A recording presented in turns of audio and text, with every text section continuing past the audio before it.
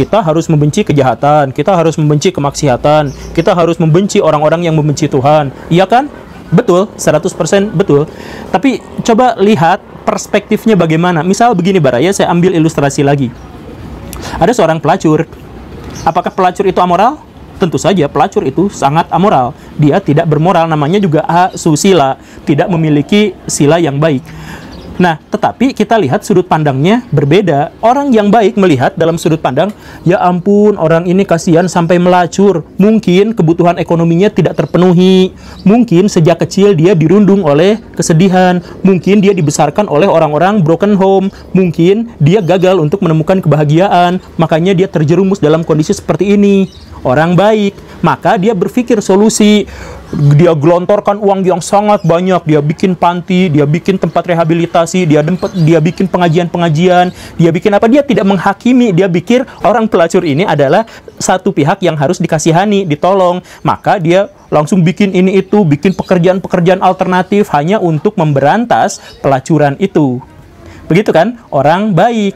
Orang jahat, pelacur itu jahanam, tempatnya di neraka. Jangan sampai kita terpengaruh oleh mereka, mereka jahat. Maka tempat-tempat pelacuran oleh mereka digerebek, dihancurkan, orangnya dibully. Udah gitu diapain? Ya udah, gak ada solusi buat mereka. Jadi tempat nafkahnya udah dihancurkan, ya udah mereka pergi. Mereka tidak mau mengeluarkan uang banyak untuk menolong para pelacur itu. Kenapa? Karena pelacur tidak layak ditolong, karena pelacur itu memang jahat, penjahat.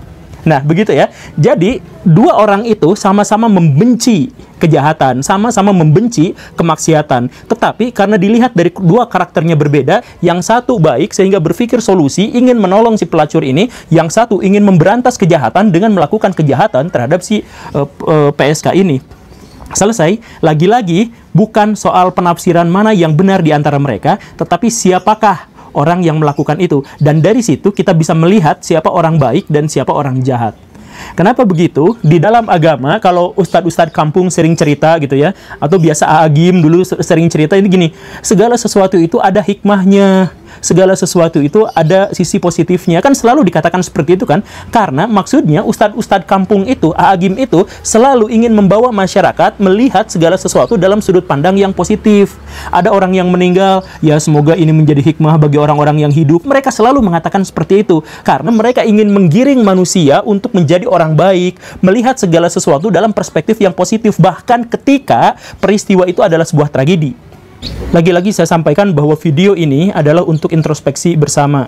Kita tidak tahu apakah kita termasuk orang pendosa atau orang baik. Tetapi dalam konteks ini, bagaimana cara kita melihat realitas, disitulah kita bisa mengukur setidaknya apakah kita termasuk orang yang baik atau orang yang tidak baik.